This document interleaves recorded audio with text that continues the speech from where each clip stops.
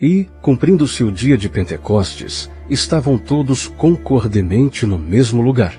E de repente veio do céu um som, como de um vento veemente e impetuoso, e encheu toda a casa em que estavam assentados. E foram vistas por eles línguas repartidas, como que de fogo, as quais pousaram sobre cada um deles. E todos foram cheios do Espírito Santo, e começaram a falar noutras línguas, conforme o Espírito lhes concedia que falassem.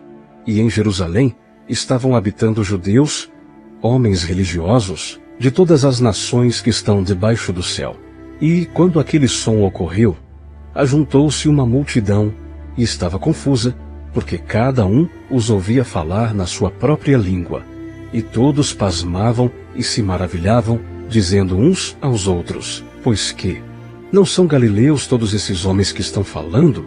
Como, pois, os ouvimos, cada um, na nossa própria língua em que somos nascidos, partos e medos, elamitas e os que habitam na Mesopotâmia, Judeia, Capadócia, Ponto e Ásia, e Frígia e Panfilha, Egito e partes da Líbia, junto a Cirene, e forasteiros romanos, tanto judeus como prosélitos, cretenses e árabes, todos nós temos ouvido em nossas próprias línguas falar das grandezas de Deus.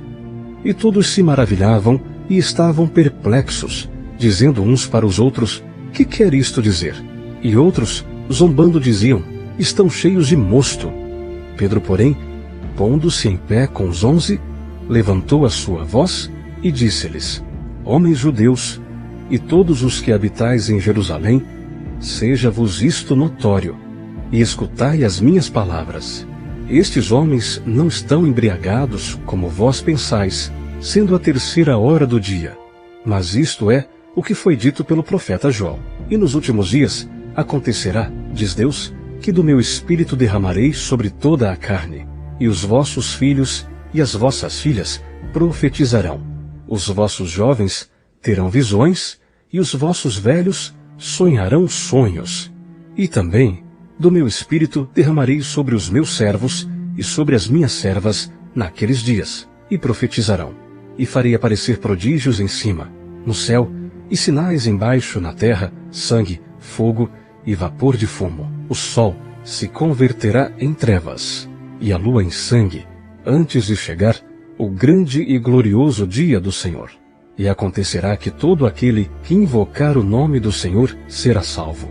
Homens israelitas, escutai estas palavras. A Jesus Nazareno, homem aprovado por Deus entre vós com maravilhas, prodígios e sinais, que Deus por ele fez no meio de vós, como vós mesmos bem sabeis, a este que vos foi entregue pelo determinado conselho e presciência de Deus, prendestes, crucificastes e matastes pelas mãos de injustos, ao qual Deus ressuscitou, desfazendo as dores da morte, pois não era possível que fosse retido por ela. Porque dele, disse Davi, sempre via diante de mim o Senhor, porque está à minha direita, para que eu não seja abalado. Por isso se alegrou o meu coração, e a minha língua exultou, e ainda a minha carne há de repousar em esperança, pois não deixarás a minha alma no inferno, nem permitirás que o teu santo veja a corrupção. Fizeste-me conhecidos os caminhos da vida. Com a tua face me encherás de júbilo. Homens irmãos, seja-me lícito dizer-vos livremente acerca do patriarca Davi, que ele morreu e foi sepultado. E entre nós está até hoje a sua sepultura, sendo, pois, profeta, e sabendo que Deus lhe havia prometido com juramento que do fruto de seus lombos, segundo a carne, levantaria o Cristo, para o assentar sobre o seu trono.